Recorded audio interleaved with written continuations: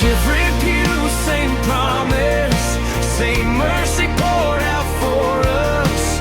Different lives, same Savior. Well, hey guys, this is Michael Kopp with Different Pews, Same Promise, and I'm actually coming to you to start Season 2. We are off and running, and we've been rocking and rolling in many different ways in the ministry, but I couldn't have expected such great things in just Season 1, and really just so many things learned, so many people met, and so many different pews looked at, and it's just super cool to see. So we did have a little bit of an issue in this episode with the recording. For whatever reason, the camera did not set, so the audio is what we get to hear this first episode, but we actually get Derek, Ruben, and Channing all together on one episode, and to kick this off for Season 2, it's going to be just an audio podcast on really getting to know who Channing is. He's such a great friend of mine, and get an awesome opportunity to talk with Ruben and Derek as well, and just talk over some really cool topics. We've got a really neat thing coming on Epiphany. We're doing an artificial intelligence in the everyday talk in May. We've got a couple of new Bible studies that I'm leading, one for strength and conditioning and how the catechism works, and some of those things are kicking off this month of April and continuing into the month of May as we finish out this school year and kick into the summer.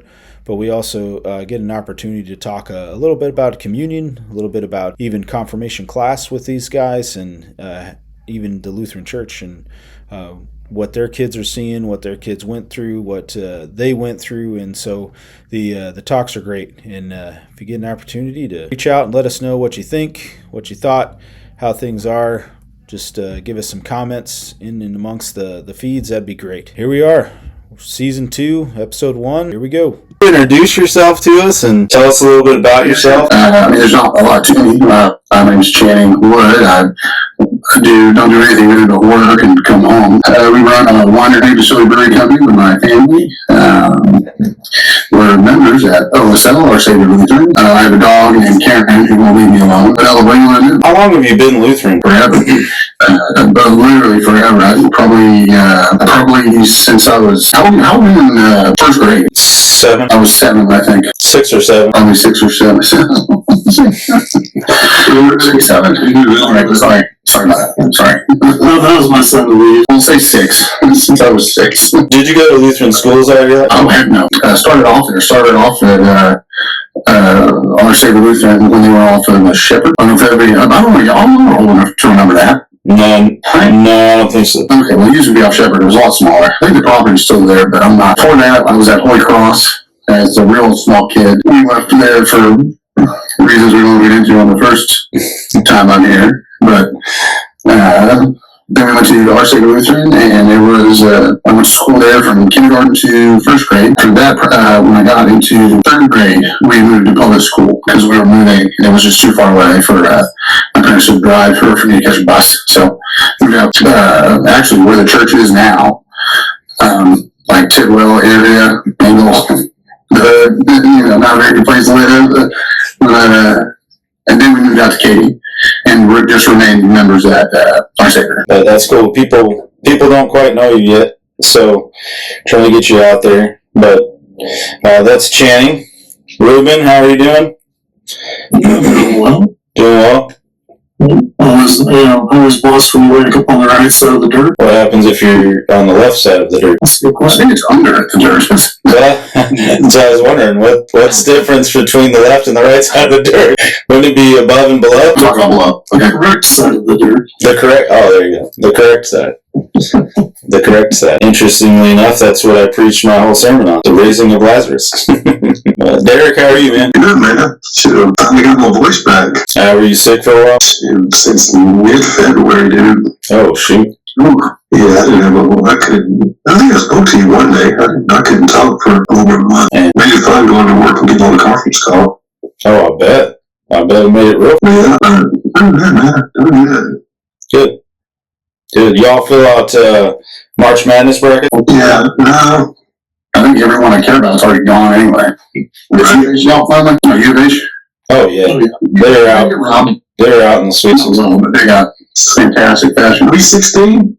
Was that right? Yeah, they lost in the 16. Duke had a terrible game against UConn. Well, I should say had a terrible half against UConn. Yeah. That first half was unreal, man. I had them winning the whole thing. I mean, they could have. They should have won that game. The only team I think that really given them a much bigger challenge throughout the whole game was Arizona. Here's what I was going to say. If you say the Denver Nuggets, I'll strangle you. I'm kind of watching highlights right now because they're playing Utah. That was the joke, Mike.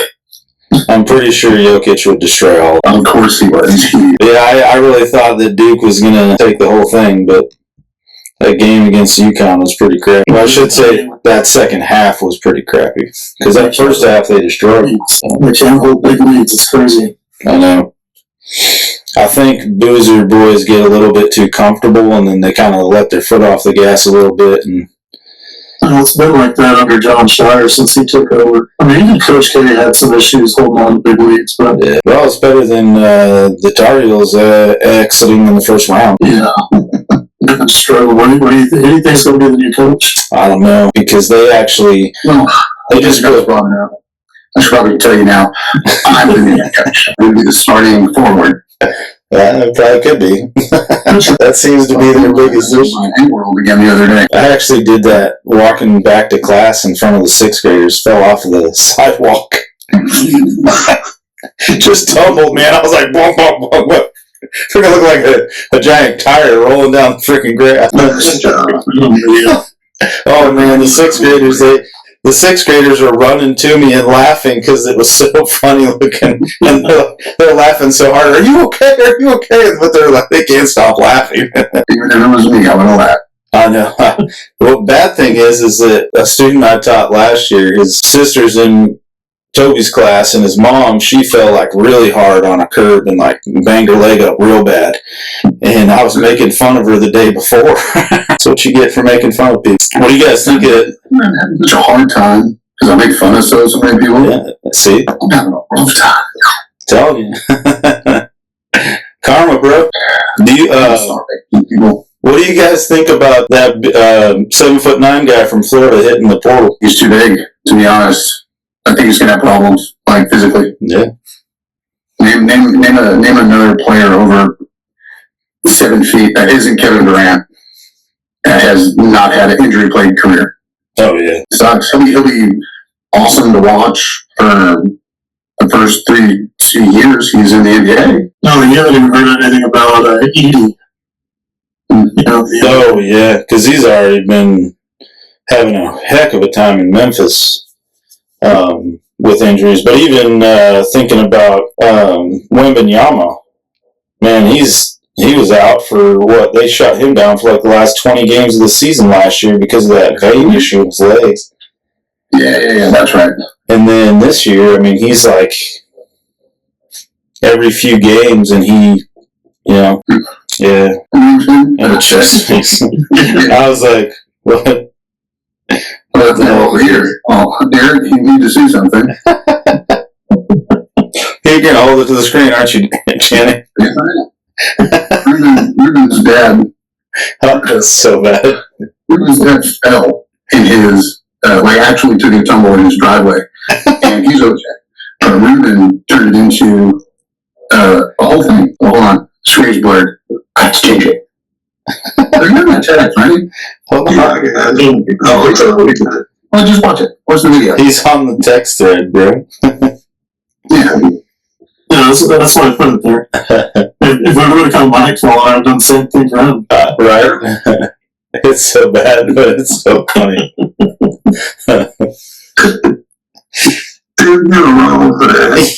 Right? As soon as you said that, I was like, oh, bro. So I do have a... For the viewers. Yeah, for the viewers. For the people watching at home.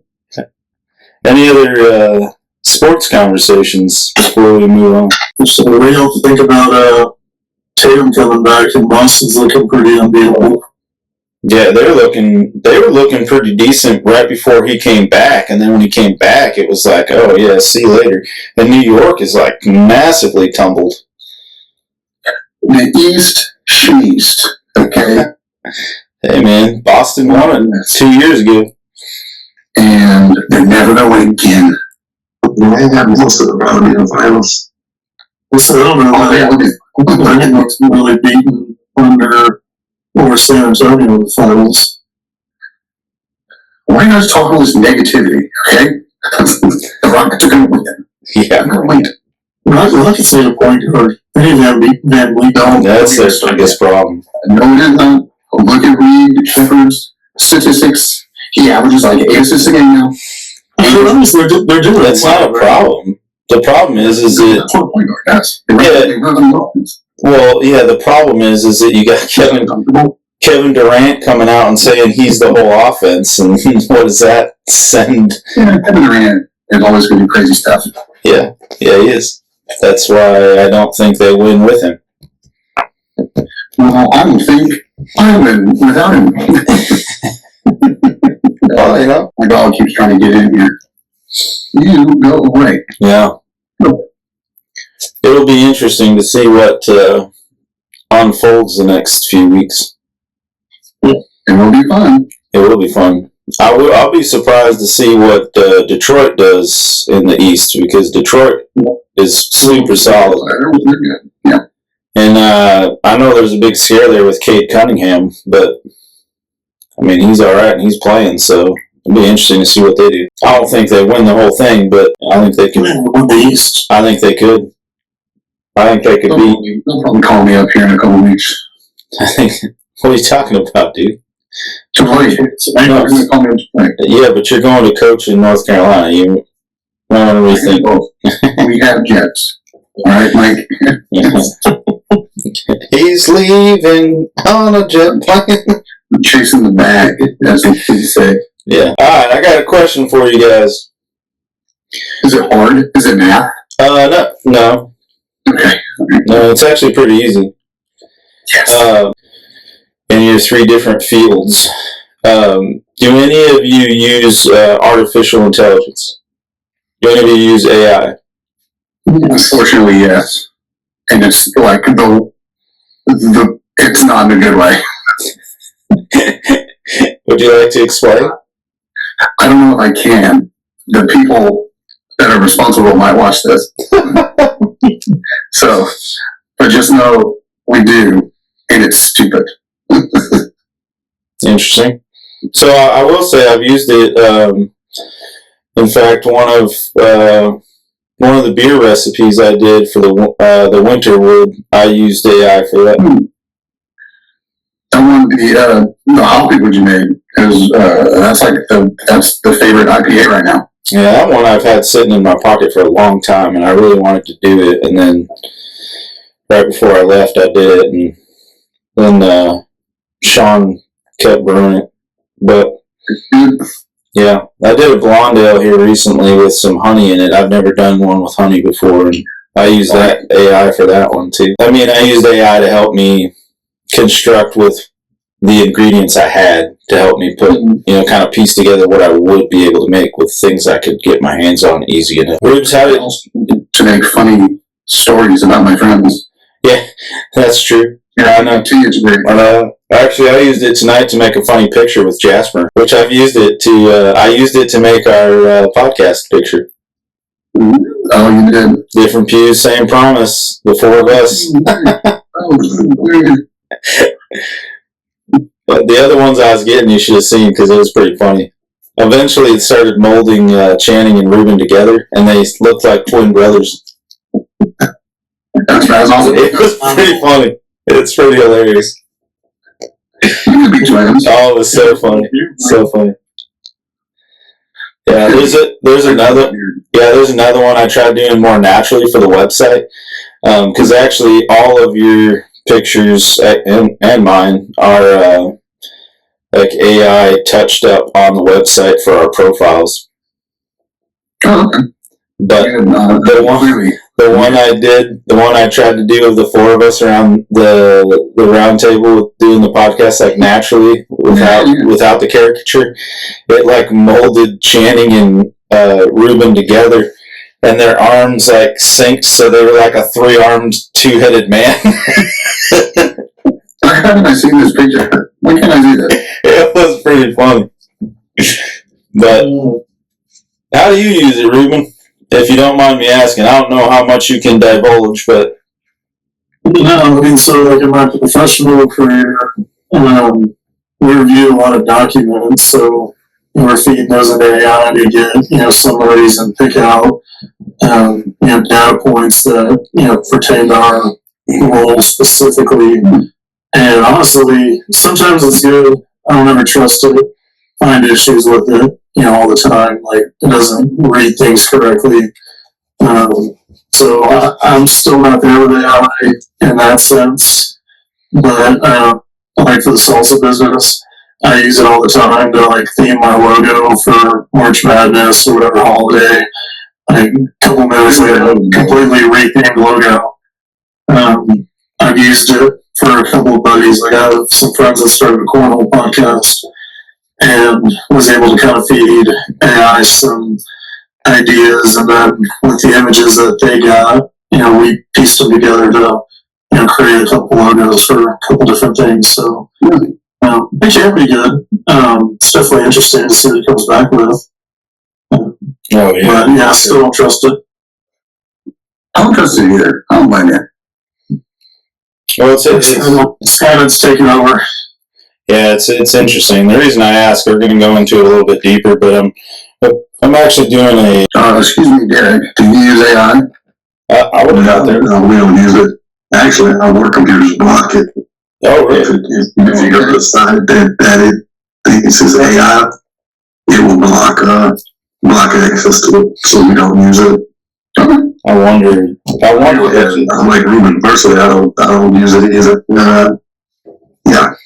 Oh man. We're being forced to implement. I shouldn't say forced, but strongly encouraged to implement it to make our daily tasks more efficient. But I'm going to say it's just, all it would do is save time.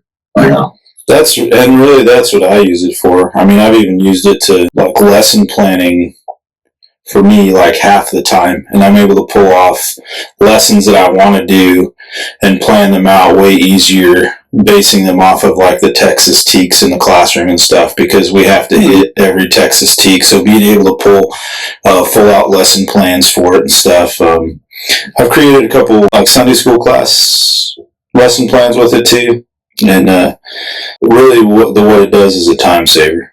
So, but the reason I ask is it's such a fast moving tool that many people are using, and there's a lot of talk going around right now, especially in and amongst the LCMS podcast world, about the uses of AI and whether it's beneficial to the ministry or not. And so I'm actually doing. I've heard some people, I don't even know what to call them. I don't know if I call them Christian or not, but they're like, it's AI or these demons that are talking to people, and I'm like, no, it's not. No, I think. Leo, Mama said AI is the devil. she did say that. Settle down there, Bobby Boucher. Yeah. I better not. Channing's about to get off task here. I'm not. I stopped myself. Yeah, I could tell.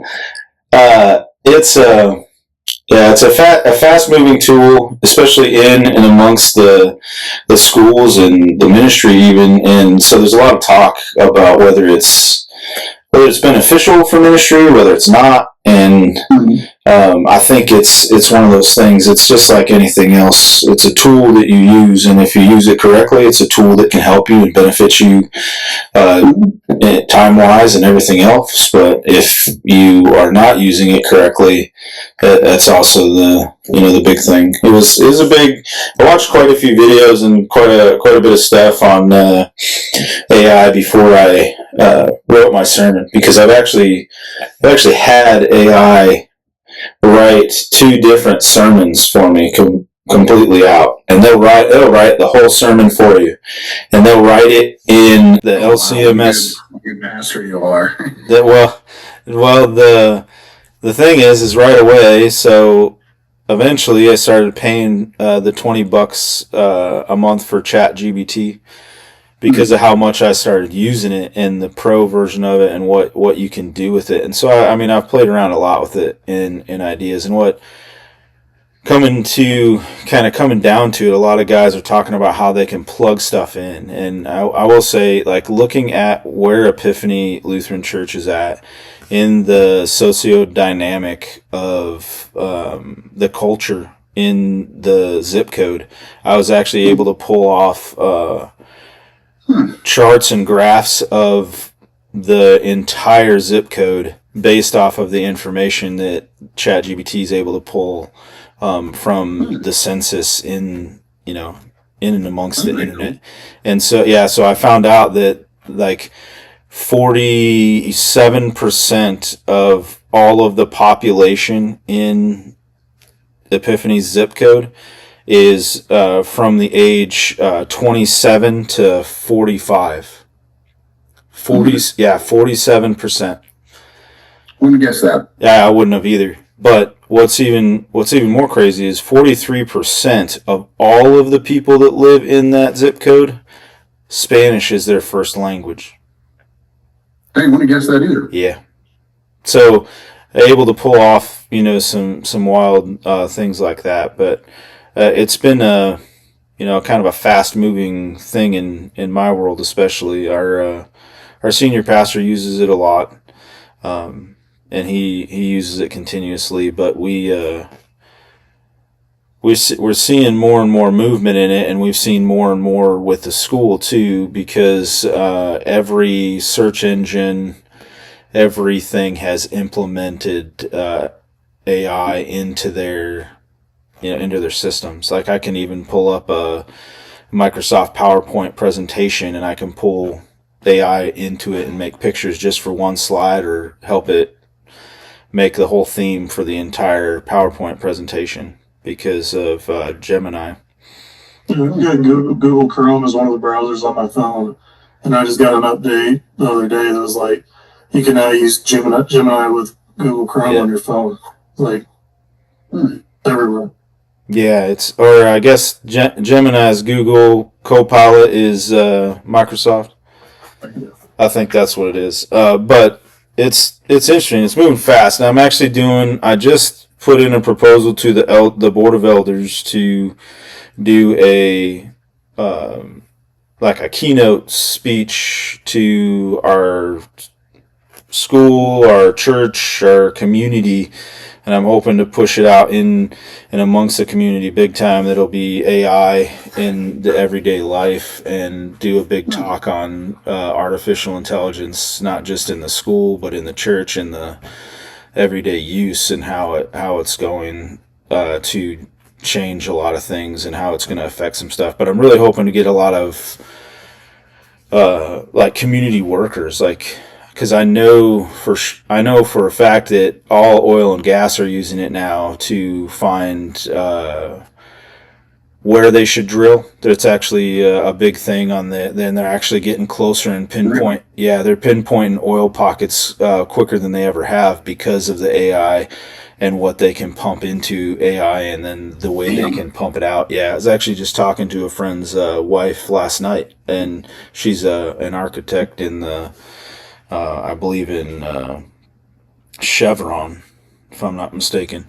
But she was talking about that. She doesn't use it a lot, but she uses it more for once they're done with their work, kind of like what Ruben was saying, plugging it in and reviewing things and checking things out. Summaries and such. Yeah, and what I'm hoping to do is actually build a panel. I'm hoping to get at least maybe one police officer, one firefighter, a couple of business guys, and do a whole panel where I would do a speech on it, and then get a panel of people, especially ones that work in and amongst the community, and we can do kind of question and answer to the anybody that wants to come and learn more about it, and try and just give some information, because it's moving fast in the world today.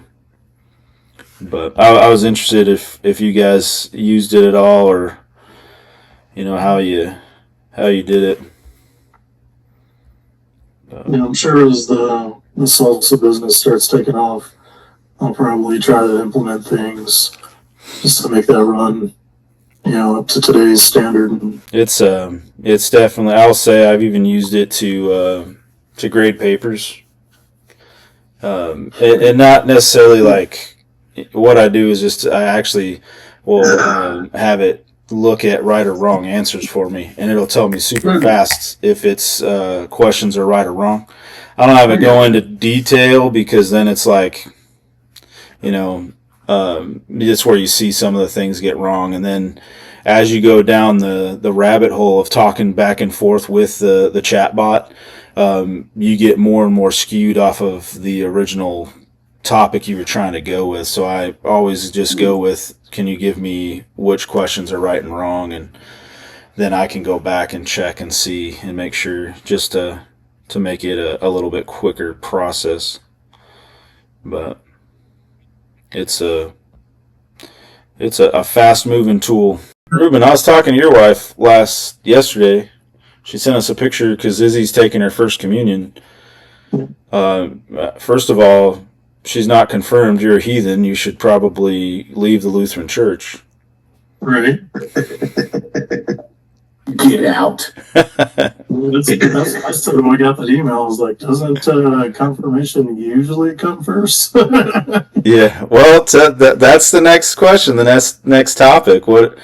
It was really interesting because Crystal was. I could tell, and I could even picture Crystal in her, distraught face when she asked the question, and it's something that's like up and coming more. I actually was listening to a lady that's over in Austin, Texas, and she's really big on mental health, and so I was listening to her quite a bit, mainly because we've had so many mental health cases or issues in the middle school at Epiphany in the past couple of years. It's just made me do more research on kind of how do we as a Lutheran school and even a Lutheran church support these kids with all these mental health issues. And she was saying that they stopped doing confirmation in the middle school. They actually do confirmation in the high school, but they do a first communion early on. And so I was just like, well, I've never heard of that before. You have it once and then you got to wait 8 more years. Well, what she was saying and why their church should say community loves about it is that they, by that time when they're in high school, if they choose to be part of confirmation, that they actually really want to be a part of it, and that they're going to put forth the effort to not just get confirmed, but hopefully stay in the Lutheran Church throughout their time after. So it was kind of an interesting conversation, but she kind of diverted from the mental health talk for a little bit. But the real big question I was looking at was the communion side of things. Like, communion early on is becoming a more prominent thing in Lutheran churches because of I think it's more of a pushback with the closed communion issue this day and age compared to what it used to be even 15, 20 years ago. I think churches are seeing a bigger wide-ranged turnoff if you practice closed communion and you're up front and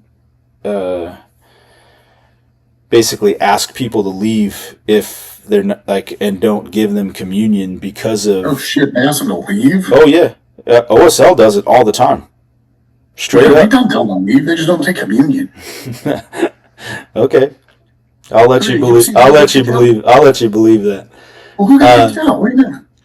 I've watched Pastor Cholak and Pastor White tell people that they cannot take communion and they need to step out, and they could have a conversation with them at a different time.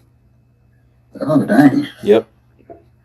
So, but it's becoming more, I think, more of a pushback, especially with families. And I've started seeing it in the chapels, because we actually do communion for chapel on Ash Wednesday, and we have a bunch of kids that come up and take communion. And I, started questioning that because none of those kids are confirmed. And it's like, well, what are we doing here? And the thing is in their churches, they're taking communion at an earlier age. And so I think a lot of Lutheran churches have started thinking if we do a communion class early on, they can start taking communion earlier, and then confirmation would still go the same, and then their individual memberships and things like that would come afterwards, after confirmation is over. But anyways, long conversation topic. What do you guys think? I like it. I like confirmation first, because then you understand. Yeah. You understand the meaning. I'm It's like, what's a kid? A kid's gonna go up there and think, "Oh man, I'm drinking wine with the adults." They're not gonna. They don't know. They don't know. So I vote confirmation first. I think it was Dane Cook, did it best. And, if you don't understand communion, he's like, you're sitting there in the middle of the church and all of a sudden there's snack time. The pastor's up there, he's like, come on, it's yum yum time. As a It's kid, exactly like that. that's exactly what goes through your head. You don't understand. Is that not what communion is? Exactly. So, some people look at it. Actually, we have a confirmed 9th grader that comes up, and every time he grabs the wafer and eats it and bypasses the wine as he shakes his head because he's walking by it.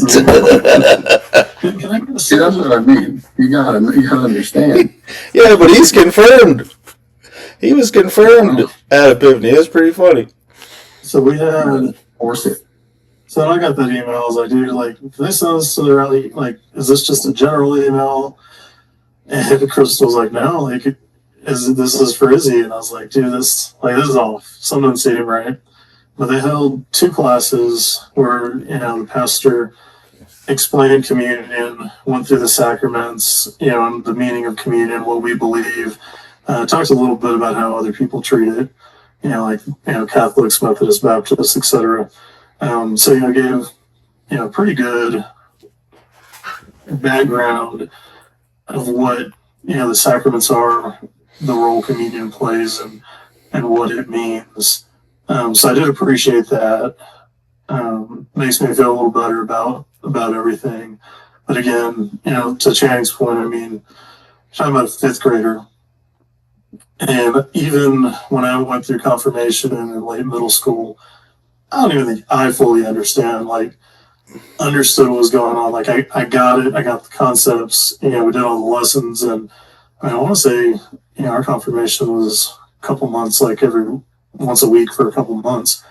But even then, I don't think I grasped the full understanding until, later in high school, going into college. So, I don't know how I feel about it. Well, I think there's a big piece of the full understanding of it, which I think you're right. But one thing I noticed when I was at Pilgrim, because the pastors, Kevin and Josh, they would actually allow for a child to take communion if they came in, if the parents were asking, they would actually say, well, yeah, we could do an early communion if you go through this questioning that we would give you. And it's basically the purpose of communion, the meaning behind it, and obviously in the LCMS church, the true presence is something that not a lot of adults can wrap their head around even. And I think that's some of the understanding of when's the right time. But at that point, for a lot of people, it brings me to another question too. But Derek, you got anything to fill in before I... Is the church starting to change their stance a little bit to fall in line with some other denominations? Because let's say Baptist, you don't have confirmation, but you do have baptism. And baptism there is not at birth or right after birth, like Lutheran Baptist does what's called a christening at birth. Right. Because they believe baptism, you have to make the choice. You have to accept, God and Jesus before you can be baptized. So a true, for them, a baptism marks the time when you can start taking communion. There's not a confirmation period, so to speak. That's months long. It's usually maybe a class or two to kind of get some education on it. I don't think the pastors go to a absolute closed communion, but they do put it out there before communion, saying, "Hey, if you hadn't been baptized, you probably shouldn't be taking communion," type of deal. So, so I'm wondering if they're kind of changing their stance a little bit to be a little bit more open. Maybe maybe that's the thought behind it. I don't know.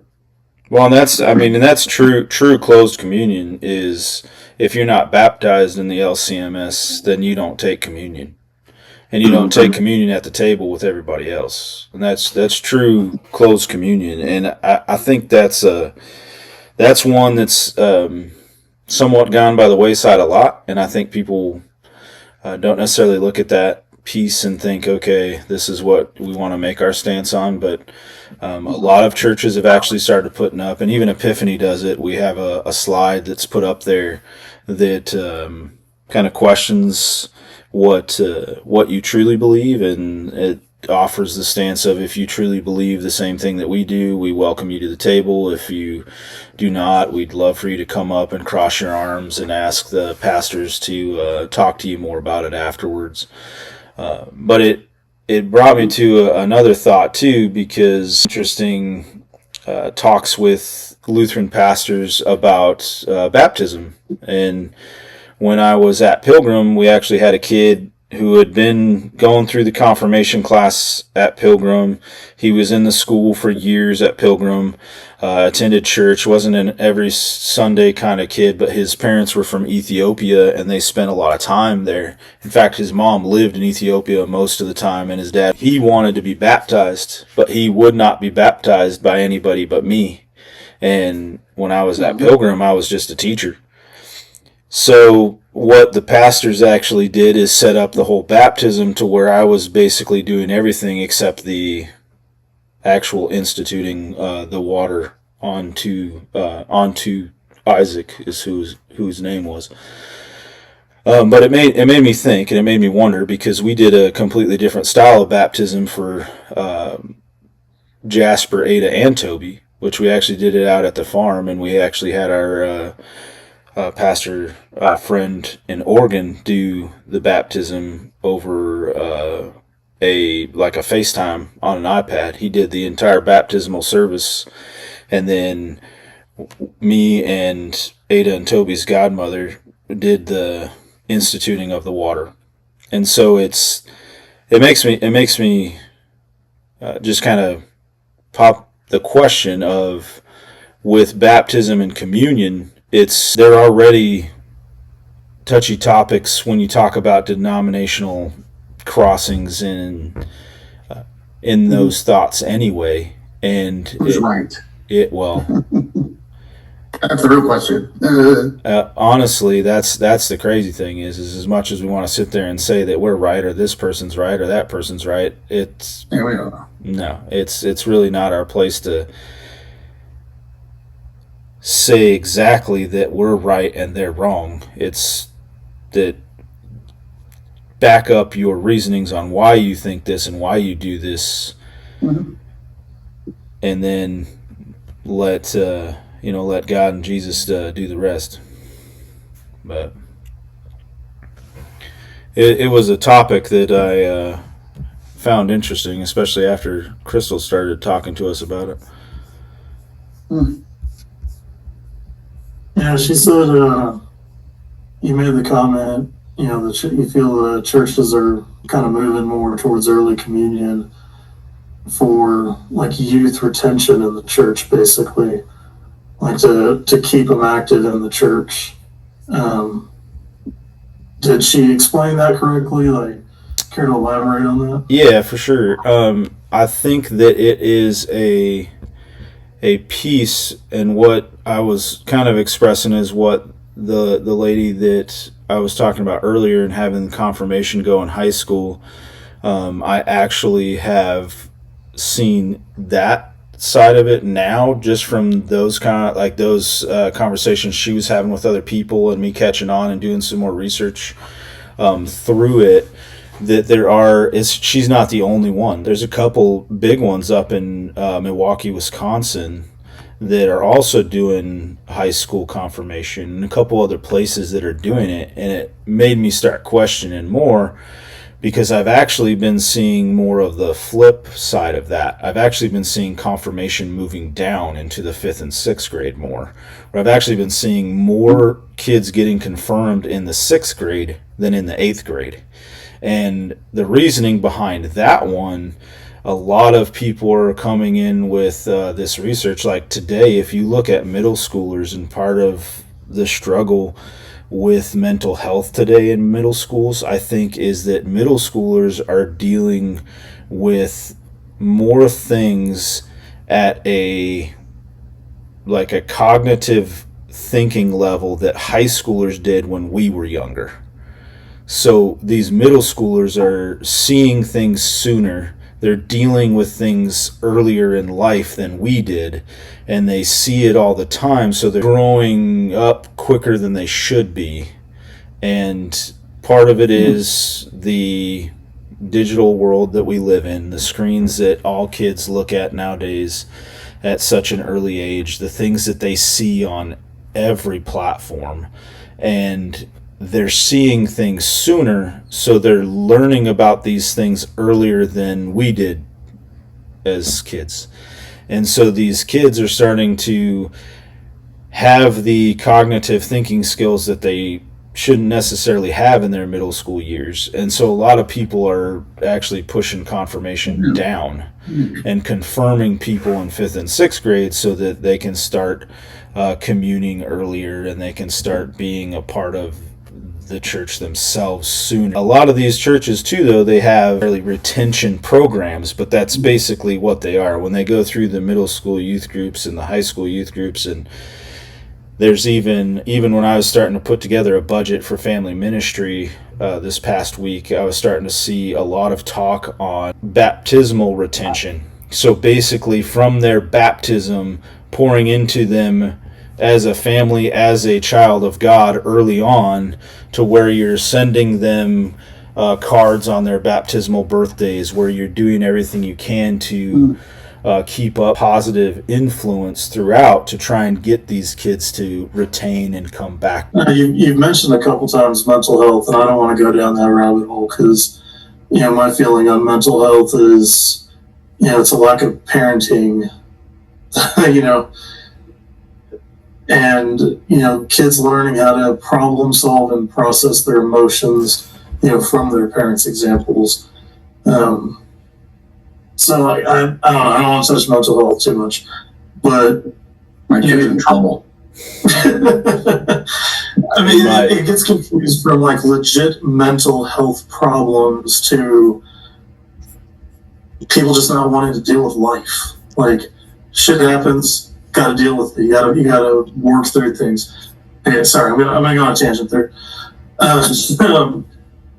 But like you call say like retention programs, and I know it's probably a better term for what you were getting at, but when Crystal said for like youth involvement, like I don't feel that communion or confirmation should be for again lack of a better term, a tool for retention. And I think sometimes, the church focuses too much on, rather than focusing on building that community to bring people in and to keep people there, that bond of fellowship, the brotherhood, the sisterhood, the family aspect of what church is. I feel like sometimes they try to use programs and gimmicks which have a short-term effect and not the long-term effect. It loses sight of, I grew up in the church, we talked about this. I wasn't connected to the church as a kid. I went because my parents made me go. I didn't understand, I didn't pay attention. It wasn't for me. It wasn't until middle school-ish where, I had a friend, Baptist. He got me going with his youth group to his church for their activities, and built a lot of really good friendships. I felt welcome. I felt a part of that community, and that translated for me, back to our youth group at Resurrection there in Houston, and we started building that youth group, doing those same kind of things, doing activities to where I felt a part of that church family. And that's what retained me. It wasn't a program or confirmation or some specific activity that may have got me there, but it's not what kept me there. And I don't know, so like to hear confirmation / communion being something used to as a retention tool, I think that loses the I'll be right back. I gotta take care of this dog. Something's going on with her. I'll be right back. I don't know, and maybe I'm misunderstanding what was meant, but I honestly don't. I don't think you are, and I think that that's a big struggle for a lot of people. I do think, and I will go down the path of dealing with these kids in a manner. Yes, I think that a lot of the issues kids do have today are because of parents. I do think that there's a lot that goes into what these kids are allowed to do, what they're seeing early on, what the things are doing, and as we shift culture, it is not necessarily something that people want to look at or see as changes, but it, like, thinking as a whole, I've seen my fair share of parents that are not good, but I also sit here and look at all these kids, and we have 35 kids in our middle school, and you think about these 35 kids that not only are in our school, but all 35 of them need Jesus. And not just because What did I come back to? not just because kids need Jesus, but because you think about that as a ministry. Like, the purpose of it all is to preach the gospel to the point of them being saved through Christ. And I'm not saying it's not a problem today, because mental health issues that I've never seen before in all my years of teaching. If you were to go to and step into any Lutheran church in the country right now and ask them what the biggest problem area of the ministry they have is, and they will, every single one of them, the first thing they'll tell you is young adults. Getting young adults to come back to the church, getting young adults to be a part of the church is just the most difficult problem they face. As soon as they leave high school, a lot of them go off to college. A lot of them go off to college. And really the deep-rooted ones eventually will circle back around and land in a Lutheran church. But for the most part, the biggest issue you see is the young adult crowd. And it's the 18 to 29-year-olds that it's interesting. And I kept saying those things of retention. Well, it's bad to say it, because it is bad practice when you're thinking about what the purpose of confirmation is, what the purpose of communion is, what the purpose of the gospel is. When you're sitting there looking at numbers and you're worried about trying to retain these kids and these young adults, and worry more about retention than you are about just preaching the gospel. Big topics. I don't know if that's good or bad. It's You look like you have something you want to say on it. Yeah, way to nominate me on that one. It's maybe it's a few things. To Ruben's comment, and this is probably the old man in me. What Ruben said earlier, his parents drug him to church. I mean, you're getting away from that nowadays. I believe a lot of parents are getting away from that. So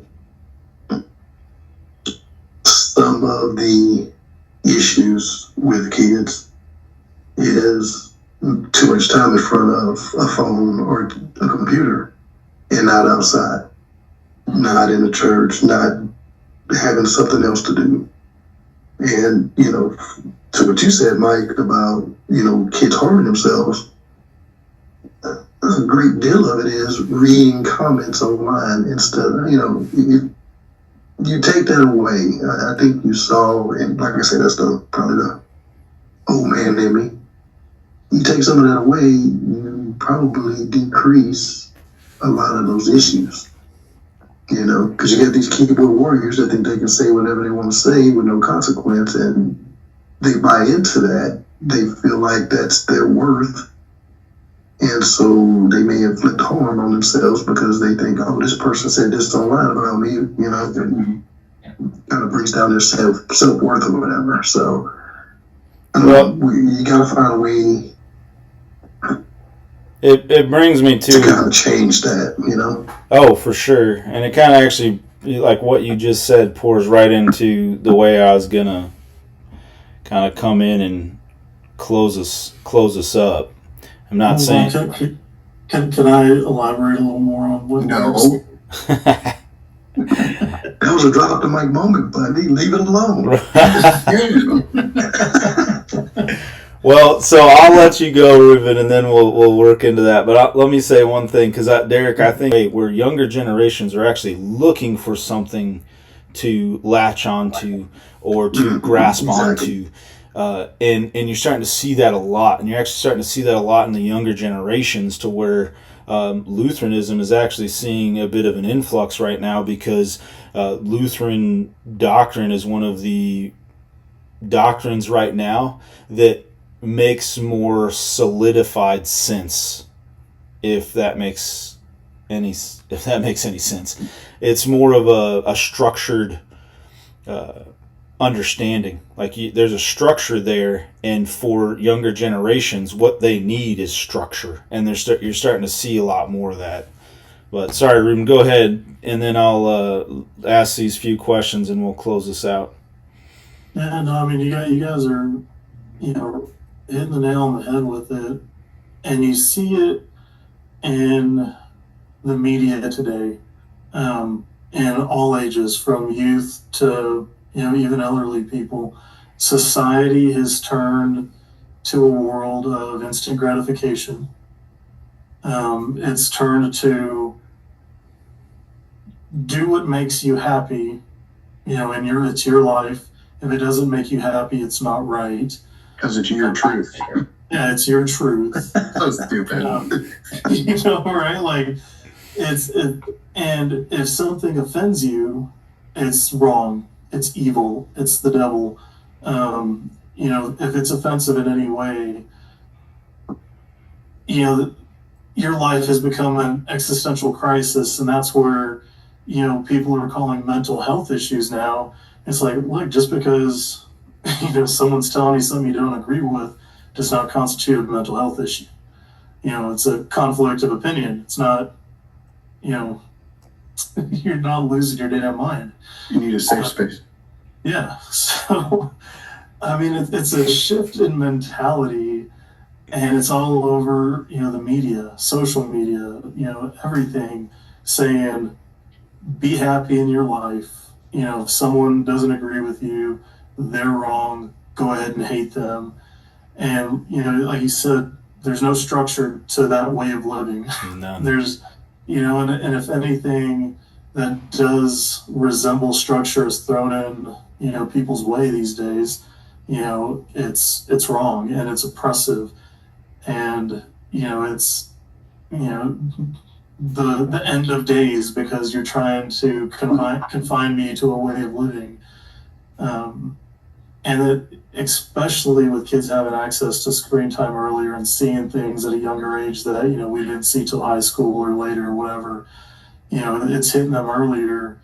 And again, I think that's where the parenting is what's needed there for these youth to help them process this information, to understand, to provide direction, to provide the skills and tools to be able to process these emotions, to, again, I'm going to say problem solve. I tell my kids all the time, they're always asking for the easy way out. Give me the answer, show me how, or do this for me. It's like, no, like, you need to be able to figure this out, talk through it logically, work around this. How, if it was me, how do you think I would do this? And I would make them figure it out on their own. Like, I'm there to guide them, to nudge them in the right direction, but I make them walk through the mental steps, to solve the problem. And I think that's lacking.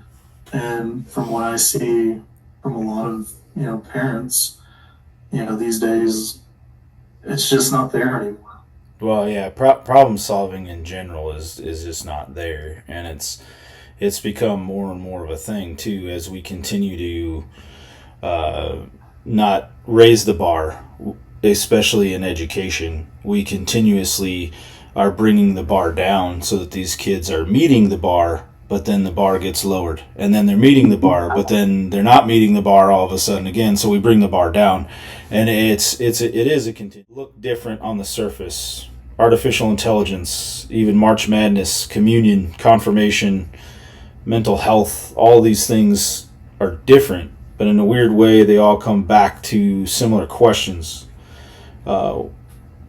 What's forming the way we think? What's getting our attention? What's discipling us?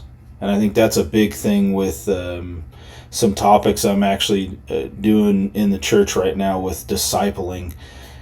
I don't know, and I'm not 100% positive that many people in the church today even understand what the word disciple means. And I say that with the idea of you get comfortable and you don't start reaching out to the community. You don't start reaching out and making disciples of all nations like the Great Commission asks us to. But the things that form how we're thinking, what we're thinking, is technology, culture, entertainment, and hopefully we can bring Christ and His Word back into that thinking and continue to press that into a structured format, because like we were saying, that's one big thing that's lacking, is the structured format of understanding. I need to try and figure this out. I need to problem solve. I need to learn about this or learn about that or figure things out, not just for myself, but even try to think things through as a child is not always there. Because it's real easy to say, this kid's, losing his mind, let me hand him this tablet. Do you all think people realize how much they're being shaped every day by everyday things? No. I think most people aren't aware. I don't think I'm that aware, honestly. I block so many things out that I've either already seen or I already know what they are or something like that. I don't take the time to look at it or in some cases appreciate it. I think people are mostly blissfully ignorant and kind of walk through life that way, unfortunately. Yeah. I think myself included. I'm sure I miss things and I don't realize. Well, it's easy to do. How events have affected me in my life. A freshman or sophomore in high school, probably. Between then and the time I was probably 25 or 26, I did not go to church. I didn't go. I was probably mad about a lot of stuff, and then I'll tell you what made me go back, and it's kind of goes back to parents dragging their kids. My old man guilted me every Sunday. Where are you? Didn't see you. Well, what's wrong with you? Quit being an idiot, kind of thing. And then you started playing basketball with us, and you couldn't stop. Yeah, like, oh no, I would play basketball even when I wasn't going to church every Sunday. But which is probably not the best. It's not a bad thing, actually. I don't know. Anyway, so I'm sure That's what brought me to being Lutheran at all, man. I'd have never became Lutheran if it wasn't for basketball. I'm sure we miss a lot of stuff. At least me. Yeah. I'm sure I do. And don't realize how it affects my attitude. Probably I don't even realize it affecting my attitude or my day. You know what I mean? Yep. I'm sure there are things that do that to me. Good or bad. Ruben, Derek, any last thoughts? I got a challenge to lay down. I'm gonna fail. I'll agree with Jack. There's your challenge, brother. There's a ton that passes me by, and I do have some self-realization. I used to be like a huge people person, and these days, I'm just getting old and bitter. I'm gonna be a grumpy old man or something. I mean, new people suck. Dude, I'm so jaded on people. Dude, I am so jaded on people. Just seeing things on social media, on the news, personal experiences with the way people treat other people. Like, I've become very jaded on people. So when I see that, like, I don't know when that change happened, but I mean, I definitely notice it now. So. It's there. So you have your dad getting shot. Probably changed it. That's just good humor. Good humor? Or inappropriate wrong humor? I guarantee you he laughed. Ruben Sr. laughed. Oh, he did. He shared it with like all his brothers. I'm sure he did. All his friends. He thought it was great. That's terrible. Anyway, sorry, Darren, go ahead. No, I think y'all touched on it all. I mean, I'd just be repeating what you said, but yeah, I think you're absolutely right. So, I don't think I've ever heard that. I know you won't ever hear it again, so you better enjoy it. Yeah, dude, you got a daughter now. You're never going to be right for the rest of your life. Exactly.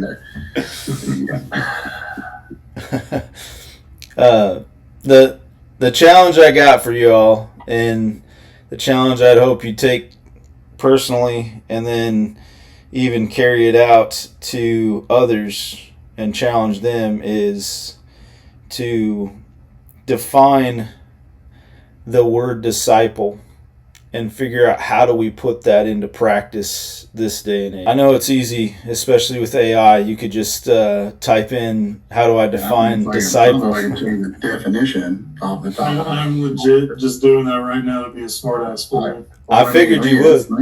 Actually, with the way you were sitting and your arms are moving, I kind of figured that's exactly what you were doing.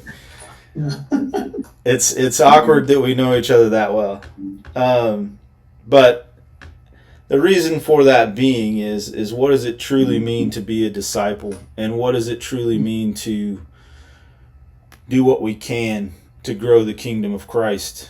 Because it's not easy. And I don't think it's people. I think it's partly what goes on in the world today and what's making people not be easy to be around all the time.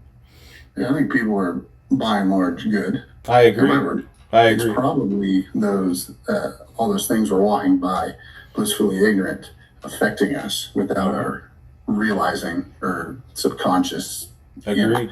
Well, gents, it's great to have you guys on here again, and it's been a great time talking with you and a great start to season 2 as I'll be rolling this out. Yeah, season 2. This will be episode 1 for season 2 as we roll out the probably sometime in the middle of next week is when I'll put this one out. As I edit it and get going with it. But I appreciate each of you coming on, and hopefully we can do this again real soon. For sure. Thanks. Yeah, Derek, I'll see you on Saturday, man. Yes, sir. As long as the weather doesn't get bad. What are y'all doing? Y'all going gambling? Where are you going? No. No. Louisiana? Where are you going? For a few days. Cast and blast, bro. Yeah, we gotta do that again. We didn't invite you this I was time. talking about the snail trail the other day, Ruben. I still can't find that picture. I'm so mad about it. It is such a good picture. You missed the whole episode 1 when we talked about that. The first really? 20 minutes of the podcast. I'll never forget Ruben crawling a half a mile in the mud, the salty mud. I'll never forget it. Ever. I'll never forget any of it. He made it. That man made it. That's hilarious. Well, cool, guys. Thank you all so much, and love you guys. We will chat with you guys soon. Deal. Until next time, guys. All right. See you, fellas. Yeah. Some walked in with questions, some were raised in the pew, some were searching for mercy, some just needed the truth.